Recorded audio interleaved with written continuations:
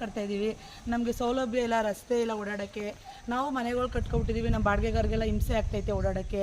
ಈ ಥರ ನೀರು ಬಿಟ್ಟಿದ್ದಾರೆ, ಹೇಗೆ ಓಡಾಡೋದು ಅಂತ ನೋಡಬೇಕು ನೀವೇ. ನಾವು ಸೌರಿಸ್ಕೊಂಡಿದ್ದೀವಿ, 12 ವರ್ಷದಿಂದ ಸೌರಿಸ್ತಾ ಇದ್ದೀವಿ. ಇನ್ನೂ ಸುಧಾ ನಮಗೆ ಇದು ಬೆಳಕಿಗೆ ಬರ್ತಾ ಇಲ್ಲ. ಏನು ಮಾಡೋದು ಅಂತ ನಮ್ಗೆ ತಿಳಿದೇ ಈ ಥರ ಮಾತಾಡ್ತಾ ಇದ್ದೀವಿ. ನೀವು ಈ ಏರಿಯಾ ಕೌನ್ಸಿಲರ್ ಮಾತಾಡಿಲ್ವಾ?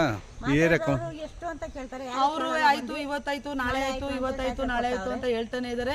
ನಾವು ಮುಂದೂಡ್ಕೊಂಡು ಬರ್ತಾನೆ. ಯಾರು ಕೌನ್ಸಿಲರ್ ಇಲ್ಲಿ ಸುಗುಣ ಅಂತ, ಸುಗುಣ ರಮೇಶ್ ಅಂತ.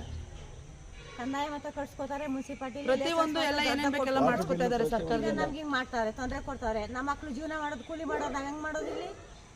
ನಮ್ಗೆ ಏನ್ ಐಟಮ್ ಬರೋಕ್ಕೂ ತೊಂದರೆ ಆಗುತ್ತೆ ಇಲ್ಲಿ. ರಾರಿಗೆಲ್ಲ ಕಲ್ಲು ಹಾಕೋದು, ಮುಳ್ಳು ಹಾಕೋದು, ಹಿಂಗ್ ಮಾಡ್ತಾರೆ. ನಾವು ತಿರ್ಗಾಡೋದಂಗೆ ನಮ್ಮ ಆಮೇಲೆ ಓಡಾಡ್ತು ಅಂದ್ರೆ ನೀರ್ ಬತ್ತು ಅಂದ್ರೆ ನೀರ್ ತುಂಬ್ಕೊತೈತೆ. ನಮ್ಗೆ ಮಳೆ ಬತ್ತು ಅಂದ್ರೆ ನಮ್ಗೆ ಇರಕ್ ಆಗ್ತಾ ಇಲ್ಲ. ಏನ್ ಮಾಡೋದು ಹೇಳಿ ಸರ್, ನಮ್ಗೆ ಗೊತ್ತಾಗ್ತಾ ಇಲ್ಲ. ನಮ್ಗೆ ಲೈಸೆನ್ಸ್ ಕೊಡ್ಸ್ಬಾರ್ದಾಗಿತ್ತು.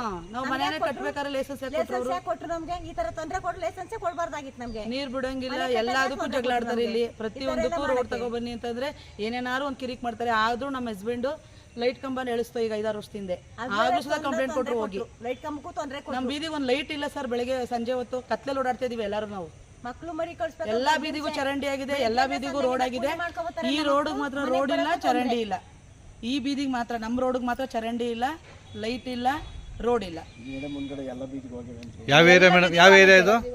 ಎಲ್ಲ ಬೀದಿಗೂ ಆಗಿದೆ ಚರಂಡಿ. ಯಾವ ಏರಿಯಾ ಇದು? ಕನಕದಾಸ್ ನಗರ.